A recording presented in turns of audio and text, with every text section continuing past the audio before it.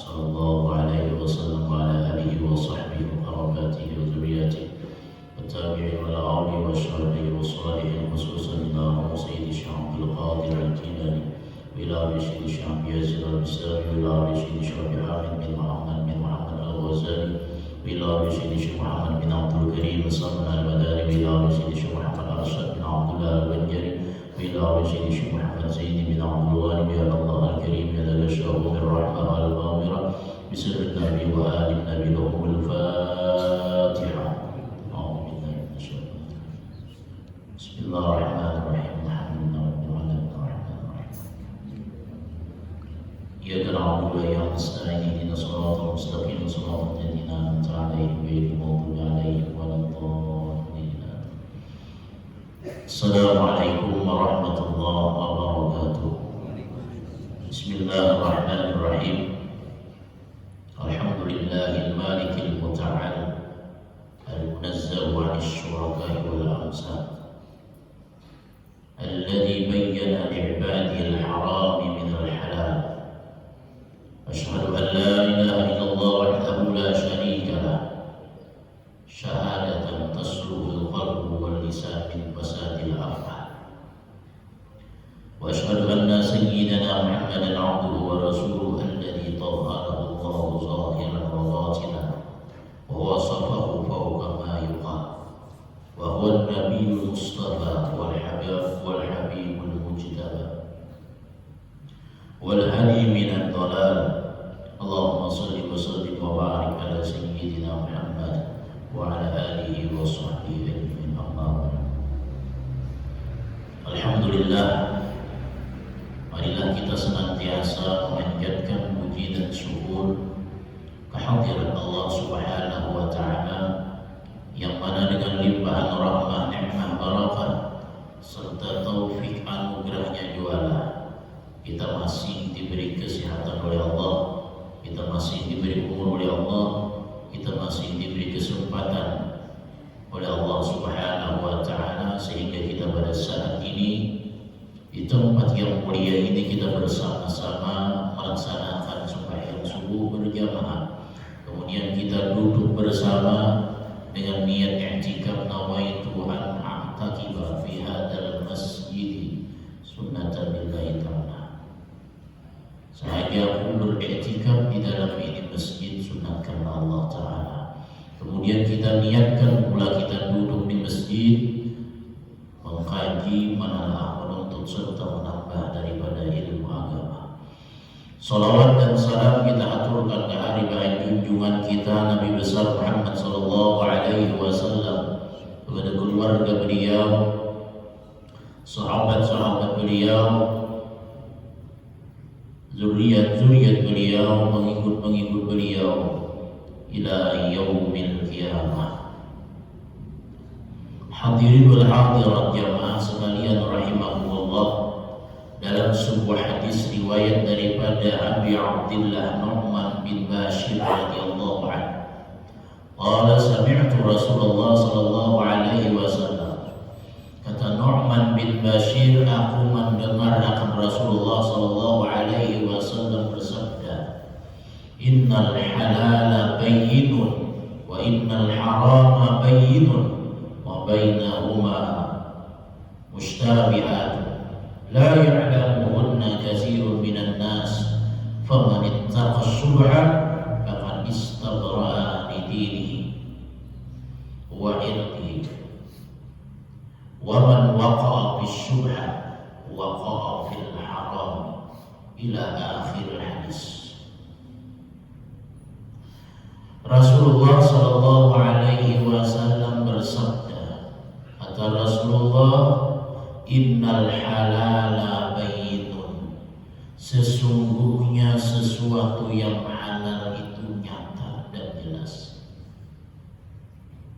Sesuatu yang halal itu nampak, kita ketahui. Apa yang dimaksud sesuatu yang halal? Menurut Imam Syafi'i rahimahullah ta'ala, yang dimaksud dengan halal adalah ma lam yurid dari dalilun bitahrimihi fahuwa ma lam yamna' minhu syar'an sawa'un awrada bihillihi dalilun aw sakata anhu bidalilin.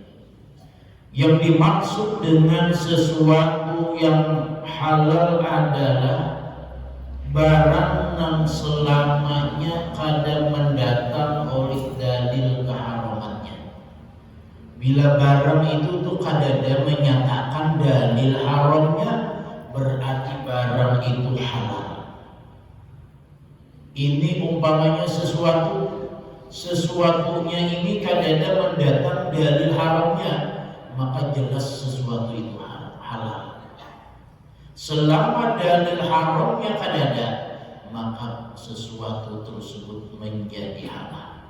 Bahkan kata Imam Syafi'i, malam yamna' minhu syar'an, selama kada menegah darinya oleh syariat, sama adalah mendatang dalil kehalalannya atau tidak ada yang menyatakan dalil kehalalannya, tetapi dalil haram tidak menyatakan benda itu haram, maka benda tersebut halal.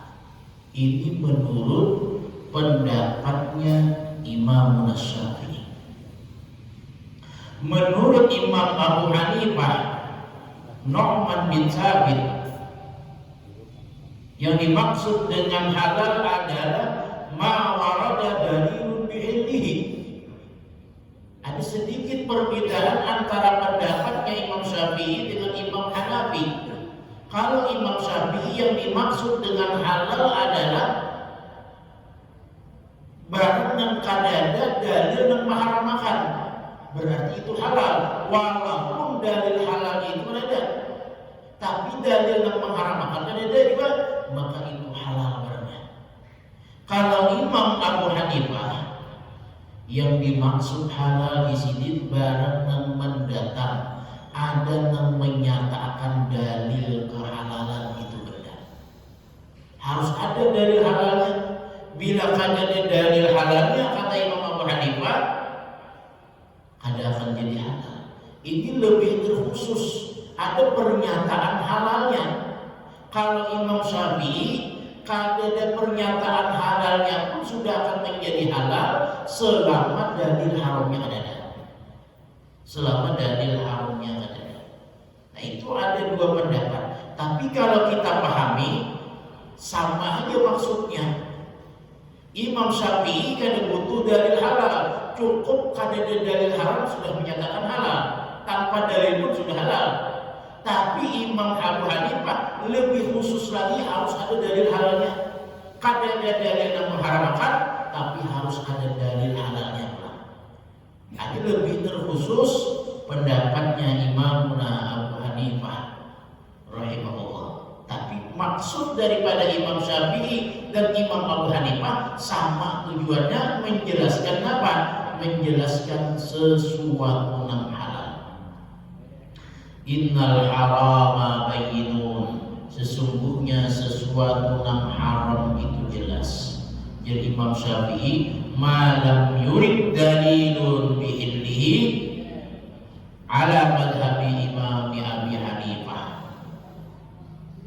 Ujar Imam Abu Hanifah, selama kadang mendatang dalil kehalalannya, maka itu hukumnya haram. Kadeda dalil halalnya, ada haram. Umpamanya burung ini, umpamanya kadeda menyatakan burung ini halal, berarti haram. Ini menurut Imam Abu Hanifah. Yang jelas sesuatu yang halal itu nyata, sesuatu yang haram itu nyata. Kita aja lagi memilah-milah, hendak mengambil yang haram kah, hendak mengambil yang halal kah. Ujar Habib Abdullah bin Alwi Al-Haddad mengambil sebuah hadis, manittaqas subhat faqad istabra'a li dinihi wa irdihi. Siapa yang takut akan yang subhat, dalam kata lain siapa yang menjauhi yang subhat, sungguh dia menjaga bagi agama dan kehormatan Wa man waqa'a fi syubhat, siapa yang jatuh di dalam syubhat, waqa'a fil haram, sama halnya jatuh di dalam sesuatu yang haram. Walaupun syubhat haram kada, halal kada, antara, makanya kalimatnya wa ma bainahuma mutasyabihat. Di antara halal dan haram itu ada namanya barang yang syubhat. Barang yang syubhat halal kada, barangnya haram kada. Menurut fikih ini masih boleh dimakan. Menurut orang ulama fikih, menurut ulama tasawuf, syubhat itu sudah jatuh di dalam sesuatu yang haram. Lalu kata Habib Abdullah bin Alwi al-Haddad, alaika bil wara, lazimi olehmu dengan bersifat wara. Apa itu sifat wara? Sifat wara adalah al-qafu anil muharramat, bertahan daripada mengerjakan sesuatu yang haram, bertahan umpamanya apa? Memakan daripada sesuatu yang haram. Kalimat wara ini maknanya luas, bukan hanya dari segi makanan waraknya. Ada warak daripada ucapan, ada warak dari pendengaran, ada warak dari penglihatan, ada warak daripada kemaluan, ada warak daripada urusan makan. Seluruhnya tidak lain adalah baik tangan, baik mata, baik telinga, baik perut dan kemaluan. Waraknya tidak lain adalah menjauhi daripada sesuatu yang diharamkan oleh Allah Subhanahu wa Ta'ala. Fa innal wara'a malakuddin, sifat wara itu adalah pondasi di dalam agama. Pondasi di dalam agama.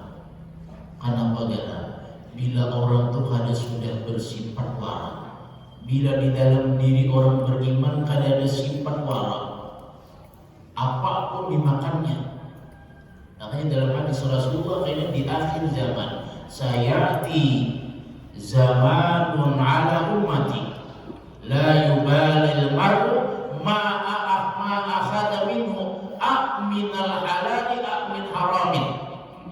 Kayaknya di akhir zaman, kata Rasulullah, akan datang di akhir zaman orang itu kada peduli lagi apa yang ia ambil, apakah itu nang halal, apakah itu nang haramnya, kada peduli lagi. Kayaknya di akhir zaman orang kada memperdulikan lagi apa yang ia ambil. Bila sudah kada peduli lagi, kata Rasulullah, ingat hadis Rasulullah sallallahu alaihi wasallam, kullu lahmin nabata min zurtin fannaru awlabi. Setiap daging, setiap darah yang tumbuh dari sesuatu haram, daging kita, darah kita, itu timbulnya karena kita makan, timbulnya kita minum. Semakin kita banyak makan, semakin banyak minum, maka kita banyak dagingnya. Dagingnya itu tumbuh dari makanan yang dimasukkan itu dari sesuatu yang haram, fannaru awlabi, maka neraka lah yang paling pantas dengannya. Kenapa gara orang yang makan yang haram ini neraka yang pantas? Maka ini beribadah, ini sembahyang, ini puasa, ini bahagia, ini berumrah. Kenapa? Sampai fannaru awlabi, neraka tempatnya yang paling pantas. Gara-garanya gara makan yang haram aja neraka. Padahalnya sembahyang, padahalnya puasa, padahalnya beribadah ibadah yang lainnya. Ya Habib Abdullah, wa'lam anna alladhi yatanawalu al-haram wa syubhat qalla ay yuwaffaqa li fi'lil amali salih. Ketahui olehmu, kata Habib Abdullah, orang-orang yang memakan sesuatu yang haram, orang-orang yang memakan sesuatu yang syubhat. Kalau yang punya hendak berhari raya, biar dia baju yang haram, hanya dari duit yang dihasilkan daripada yang haram asal hari raya menukar makanan juga kayak orang punya, tapi duitnya dari yang haram mengambil akun orang asal hendak menuruti orang pokoknya. Ya, bila orang sudah makan yang haram, bila orang sudah makan yang subhan, qalla ayyuwaffaqa li fi'lil amali shalih. Orang itu kayaknya sedikit diberi taufik untuk beramal ibadah. Si A ini umpamanya makan sesuatu yang haram, ini akan sedikit dapat taufik dari Allah, dapat berbuat amal ibadah. Bahkan kata para ulama, bila sudah makanan yang haram masuk ke dalam tubuh, maka tubuhnya ini mulir melakukan segala bentuk ibadah. Nah di sini apa? Sedikit diberi taufik untuk beramal saleh. Akhirnya mulir ada ibadah, mulir beribadah. Orang itu pada hendak beribadah, awaknya ini berat untuk dibawa beribadah. Bahkan ada mengatakan kada diberi taufiknya untuk beribadah, kada diberi taufik.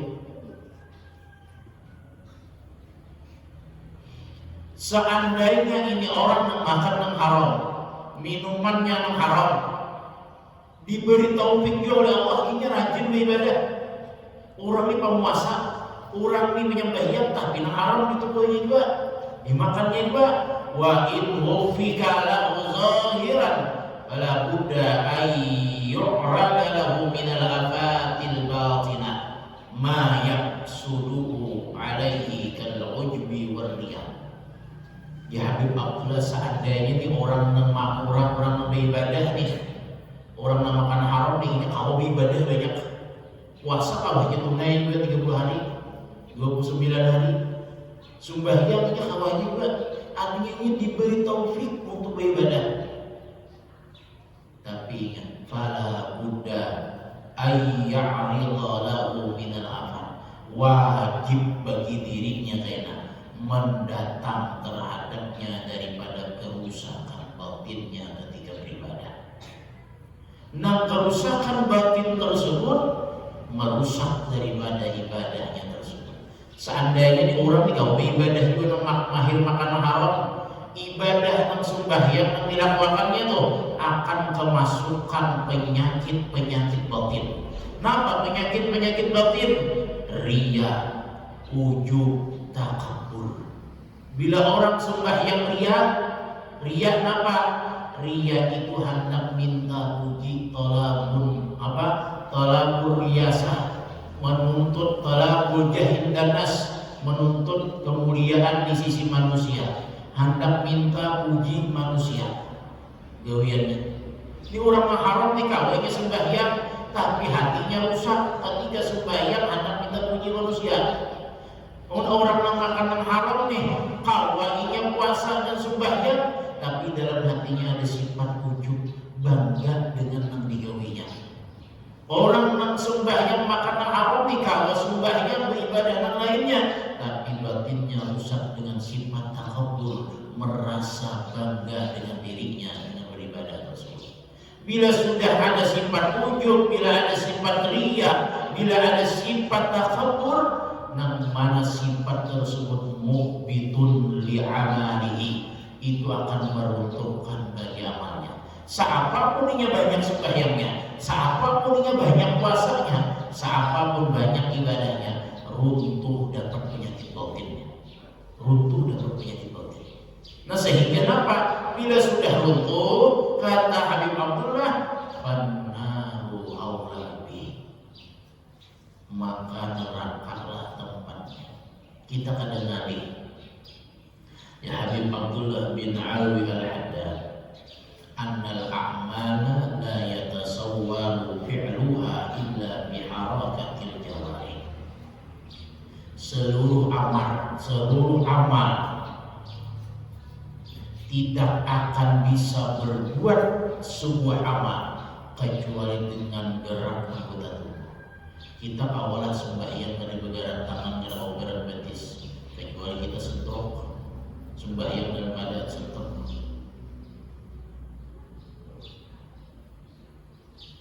Nah sekarang ketika orang beribadah memerlukan gerak batang tubuh, tangan bergerak, batis bergerak, seluruh anggota tubuh bergerak. Sekarang wa harakatul jawari la tustata'u illa bil quwwatil muktasabah minal ghazal. Gerak anggota tubuh ini tidak akan bisa mampu bergerak kecuali dengan kekuatan yang dihasilkan daripada makan. Tangan kawalah bergerak, batis kawalah bergerak, awak kawalah bergerak kalau kita ada makan, ada kawa. Artinya apa? Kita kawa bergerak tangan, kawa bergerak batis, itu adalah sumber kekuatannya karena kita makan. Nutrisi makanan yang membuat tangan kita kuat, yang membuat batis kita kuat, yang membuat tubuh kita kuat sehingga kita kawa beribadah, diberi taufik oleh Allah kemampuannya. Berarti apa? Gerak anggota tubuh tercipta, kalau secara tercipta daripada sumber-sumber makanan, nutrisi makanan yang kita makan. Timbullah gerak tangan dan gerak kaki. Walaupun pandangan batin Allah yang menggerakkan, tapi ini kan merinciakan Habib Abdullah. Najis Sidin amun sudah nang maulah menggerakkan tangan menjadi kuat bergerak ibadah, menjadikan batis menjadi kuat bergerak ibadah, itu adalah sebuah makanan. Fa idza kana al-ghiza'u khabisan kanatil quwwatu wal harakatu mutawallidatu minhu khabisa. Bila nang kita makan masuk ke muntung ke parut nih, sesuatu nang kotor, sesuatu nang kada baik, artinya sesuatu nang haram, maka timbullah suatu perbuatan yang terbit. Kanatil quwwatu wal harakah adalah kekuatan dan gerak anggota tubuh yang dihasilkan daripada makanan masuk ke dalam perut. Mutawallidatu minhu khabisa, akan melahirkan daripada gerak yang jahat. Simpulnya, pahamannya yang mudah, bila masuk nang haram, otomatis tangan akan bergerak kepada sesuatu yang haram. Bila nang masuk minuman haram, maka otomatis batis dan seluruh anggota akan bergerak kepada sesuatu yang haram. Artinya masuk riga, gerak yang dihasilkan dari makanan tersebut pun akan menuju kepada sesuatu yang riga. Makanya hadis Nabi itu harus dirinci. Kenapa sampai qululah min nabata min haramin benar aulabi, orang yang makan yang haram neraka paling pantas tempatnya. Iya, makanya ini bila orang sudah makan yang haram, otomatis gawiannya haram. Bila sudah gawiannya yang haram, ada lain andaknya adalah neraka yang paling pantas. Lalu Habib Abdullah mengutip sebuah hadis riwayat daripada Abdullah ibn Umar radhiyallahu anhu. Rasulullah bersabda, "Lau sallaitum hatta takunu kal hanaya wa sumtum hatta takunu qawa autar lam yataqabbalillahu dzalika minkum illa bi wara'in hadis." Kata Abdullah bin Umar mengutip sebuah hadis Rasulullah, seandainya sembahyang kalian sampai kalian itu menjadi tumpuk akibat apa? Akibat kebanyakan sembahyang. Seandainya kalian puasa sampai awal kalian tuh seperti gitar lagi kurus banget puasa, kenapa tapi makan?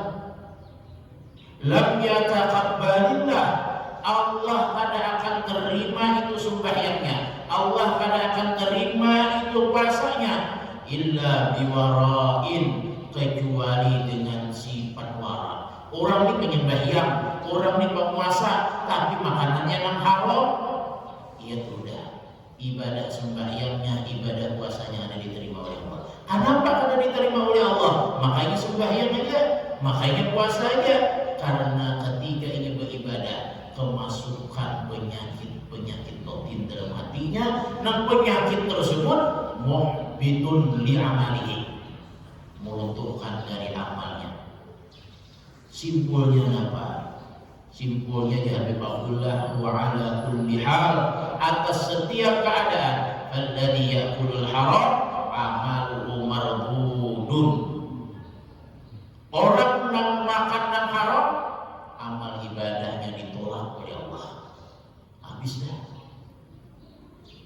Rinciannya iya nama itu tadi, kenapa sampai ditolak? Iya nama itu tadi. Li'anna Allah tayyibun la yaqbalu illa tayyiban. Sesungguhnya Allah Ta'ala itu baik, maha baik, kada akan menerima kecuali sesuatu yang baik.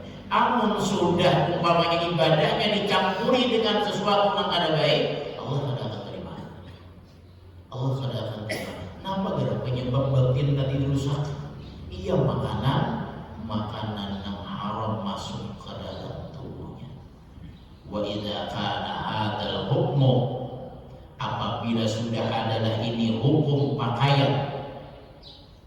Dalam hadis lagi, dalam riwayat lain, man ishtara sauban bi asharatid darahim wa fiha dirham min haramin lam yataqabbalillahu lahu salatan ma dama alaihi min syai'. Siapa yang menukar satu pakaian dengan harga 10 dirham, di dalam 10 dirham, 1 dirham hanya duit yang haram, dipakainya untuk sembahyang, Allah tidak akan terima sembahyangnya. Ini baju, bukan makanan lah. Ini bukan makanan. Baju nih, umpamanya baju ulun nih, harganya 10 dirham. 1 dirham aja ulun menukar baju ulun ini dari duit yang haram, ulun pakai untuk sembahyang, maka sembahyang ulun tidak diterima oleh Allah. Apalagi pekerjaan di dalam paru. Ini baju namanya timpel aja kalau dipacul masih.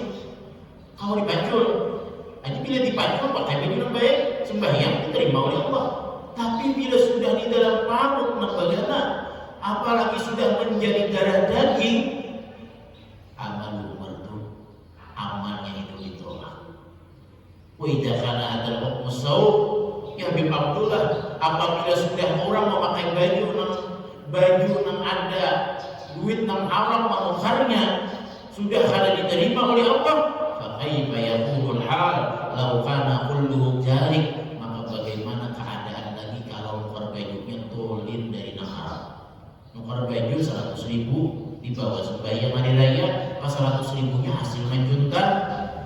Jangankan 100.000, 10.000 aja duitnya dari yang halal mencampur 100.000 tadi dari yang haram, maka kada Allah terima sembahyangnya. Itu di pakaian. Wa idza kana hadzal malbus alladhi huwa ala zahiril jasad, ini nanti zahir jasad aja, kalau masih jadi dilapas.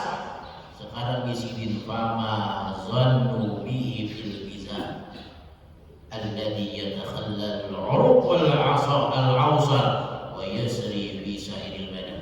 Apalagi makanan yang masuk ke dalam urat, masuk ke dalam darah, berjalan di seluruh tubuh daripada yang haram. Apalagi yang kalau dicampur baju aja dipakai waktu orang sembahyang dari yang haram ada diterima Allah, apalagi darah yang mengalir, daging yang tumbuh di tubuh kita dari yang haram, apalagi tersebut jelas kada akan diterima oleh Allah Subhanahu wa Ta'ala. Nah sekarang yang haram itu yang kayak apa? Habib Abdullah menerangkan annal muharramat qisman, sesuatu yang diharamkan itu ada 2 macam. Ahaduhuma, salah satu keduanya, syai'un muharramun li'ainihi, ada sesuatu itu diharamkan bandanya. Bandanya dasar wujud haram. Jika mau dihalalkan bandanya dasar haram. Ada yang kedua, halalun fi nafsihi kal hintati wal ma'i tahir walakinnahu mamluukun li ghairi, tetapi dimiliki bagi orang lain. Yang kedua, haram Barangnya halal tapi haram secara mendapatkannya. Bendanya halal tapi haram dengan sebab cara mendapatkannya salah. Nah sekarang yang pertama apa? Bendanya yang haram. Al-maitati, seperti bangkai. Bangkai itu hukumnya haram. Dan bendanya itu yang haram. Awalah dijadikan suci bangkai itu berapa? Kullu maitatin najisun, dan setiap bangkai itu najis kalau mau dimakan. Ayam mati, ayam mati aja, gentarai udah tapi sudah mati, itu dihukum makan bangkai.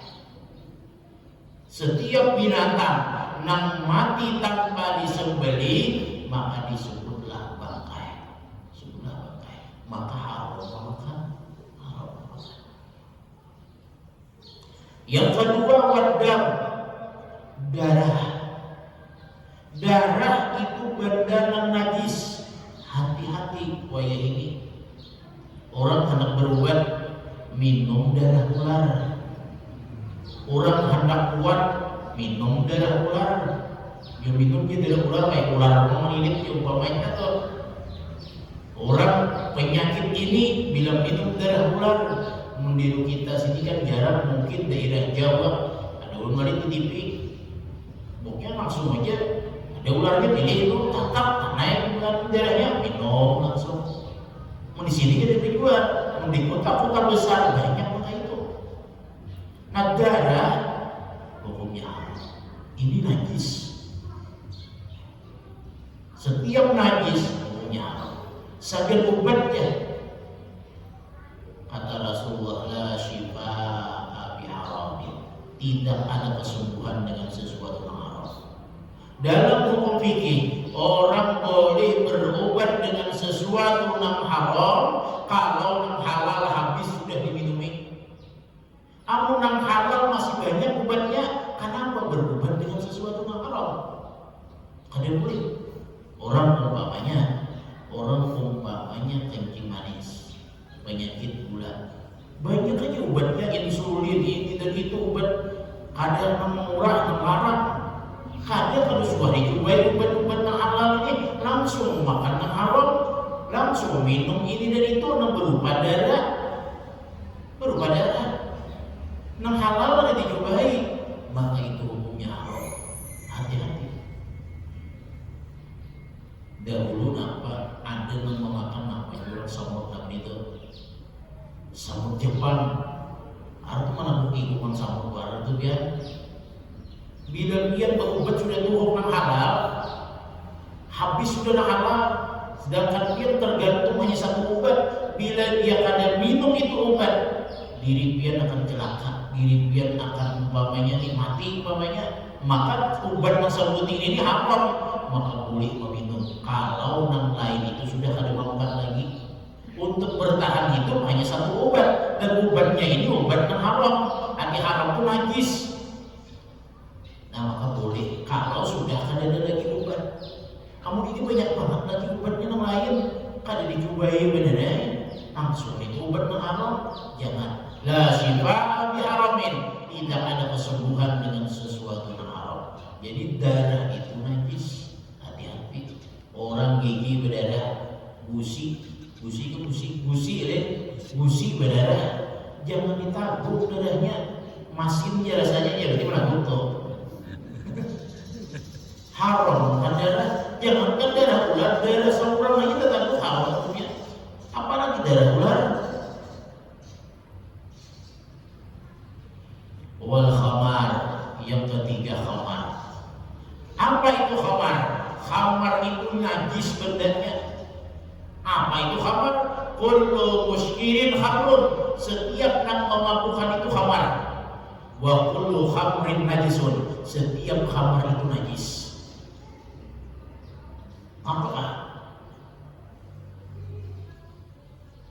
Wa hadzal nawu la yahillu biwajhin, ini macam tidak akan bisa halal dengan satu cara daripada cara-cara kecuali ketika dalam keadaan darurat.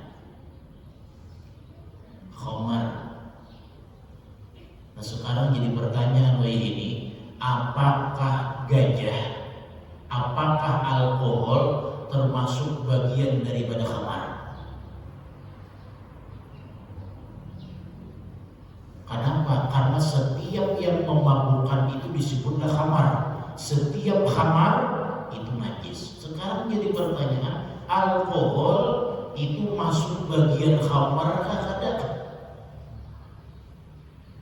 Nah kita lihat ya, orang nak alkohol 70%, orang nak alkohol 80%, 90%, gunanya ini asal segenap menyerang dulu.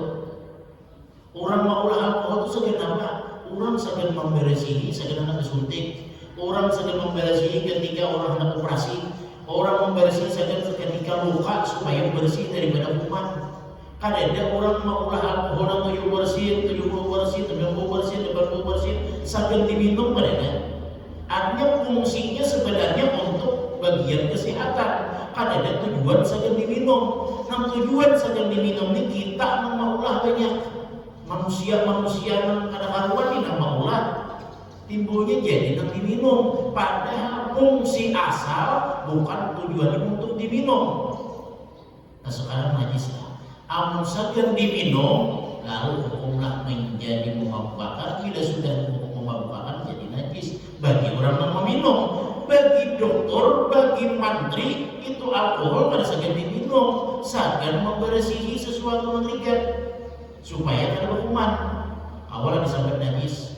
Bila inya pian menyambut najis alkohol, berarti mantri anak menyuntik sampunya alkohol, berarti menyampi najis ke awal kita, menjelumuri najis hukumnya haram.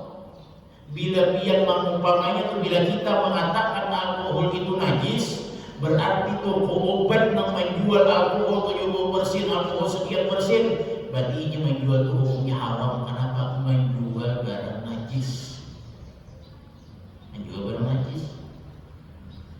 Sekarang alkohol itu terbikin dari napa? Tahu lihat, napa diulah alkohol itu? Bila diulahnya terbikin daripada benda yang suci, jadilah suci itu alkohol. Bila ini alkohol ini komposisinya terbikin daripada barang-barang yang diharamkan, ini barang najis, maka jadilah alkohol najis. Lalu permasalahannya ini bukan pulang minyak harum yang bercampur alkohol, bolehlah memakainya. Itu pulang ya, karena orang kaya ini ringkas minyak harum. Ada yang menjual minyak harum tanpa alkohol, ada orang harus minyak harum dengan alkohol. Sekarang boleh alkohol, tergantung. Bila pian tahu alkohol ini umpamanya terbikin daripada kayu-kayuan, terbikin daripada daun-daunan.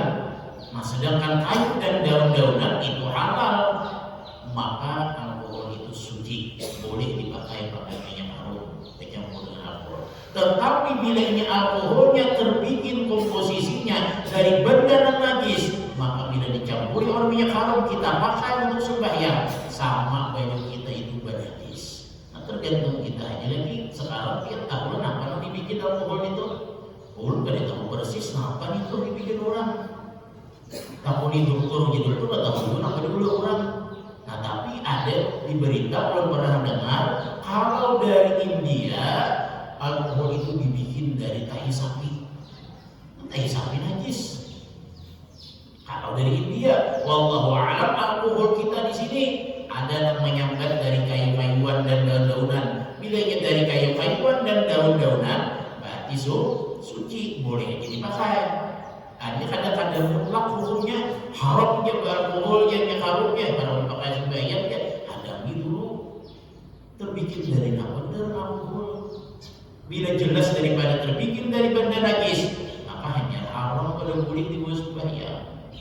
Nah sedih hati itu secara detail alkoholnya ini. Nah kembali lagi najisnya ada tergantung tadi, tergantung tadi. Mau digunakan penggunaannya sedang mabuk, jelas hukumnya haram. Jangankan alkohol, budrikin bisa jadi haram. Kenapa? Meminum berpuluh-puluh biji budrik.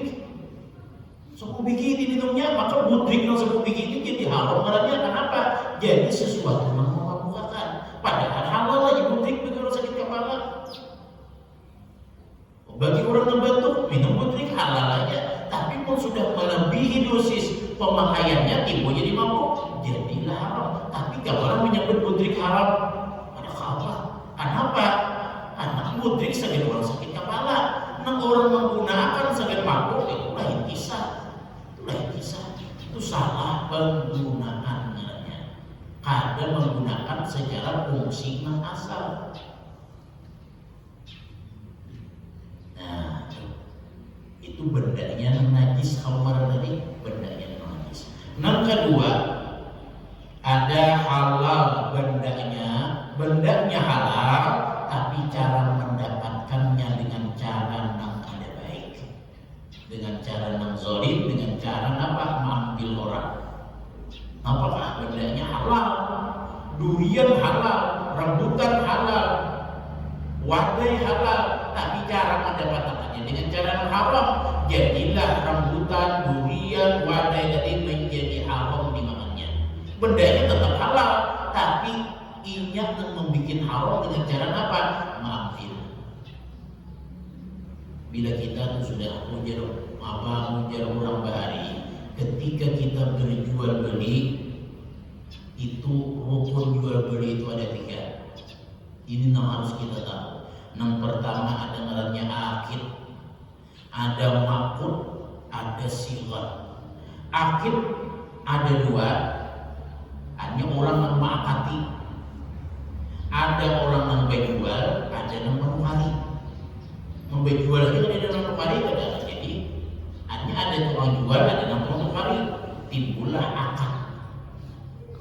Ada kaitan makut nang diakati. Bila makut ini ada 2 juga. Ada saman, ada musaman. Ada harga, ada yang dihargai. Oh, dihargai 100.000. Nah, 100.000 ini baju, banyak baju di musaman namanya, baju yang dihargai. Ada pun sigat lagi. Rukun daripada jual beli ada sigat. Sigat kenapa? Ada ijab, kabul, ada yang menyerahkan, menerima, ada yang menyerahkan, ada yang menerima. Yang menyerahkan siapa? Yang menjual. Yang menerima siapa? Yang menukar. Nah, itu rukun jual beli. Jadi ada yang tukang jual, ada yang tukari, ada harga, ada yang dihargai, ada yang menyerahkan, ada yang menerima. Nah, sekarang hati-hati di dalam jual beli. Kata Imam Ghazali rahimahullah, haram hukumnya menukar di atas tukaran orang lain. Haram hukumnya menjual di atas jualan orang lain. Kayak apa menjual di atas jualan orang lain? Kayak apa menukar di atas tukaran orang lain? Contoh, menjual di atas jualan orang lain. Ulun betuku berjual jam tangan. Di tatayan ulun ini ada 2 orang berjual jam tangan. Datanglah orang menukar.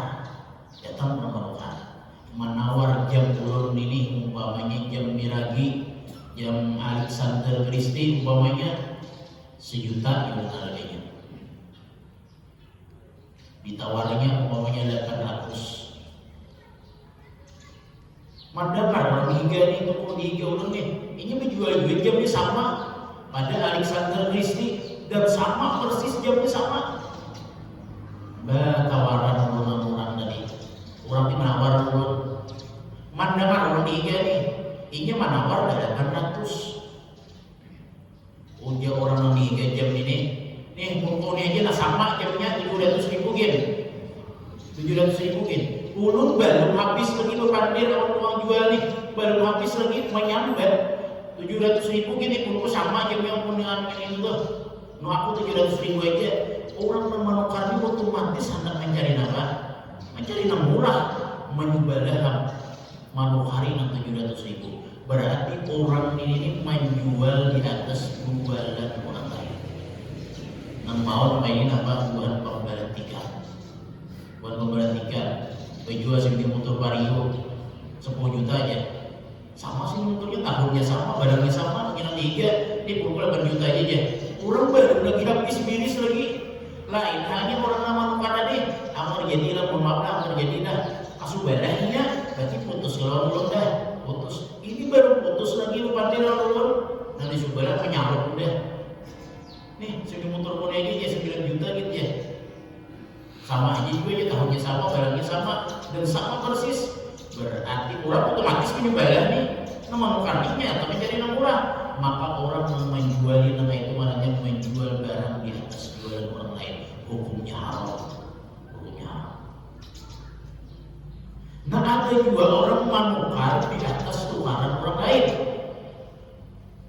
Ulun umpamanya dijual sebidang motor umpamanya. Saya jual sebidang motor harganya 15 juta. Ya ulun harganya 15 juta. Oh ya orang apa ya kan kurang lagi. Ada jual 15 juta aja.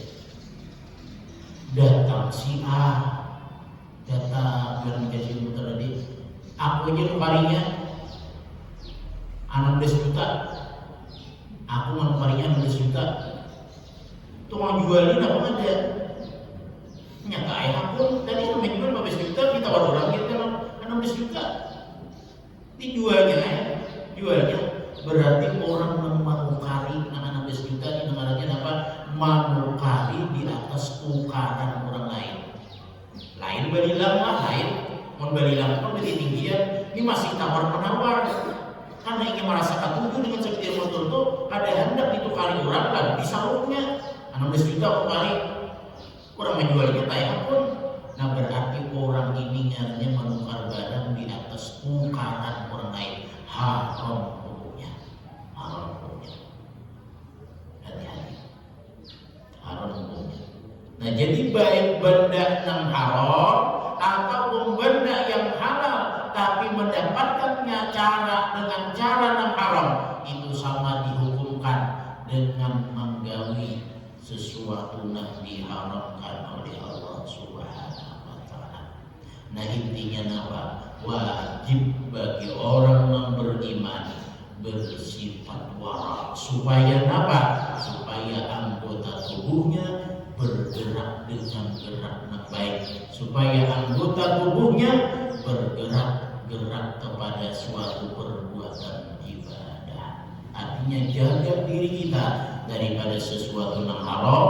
Ketika kita menjaga diri kita daripada sesuatu yang haram, berarti kita menjaga agama dan kehormatan kita. Mungkin ini saja yang mudah ulun sampaikan.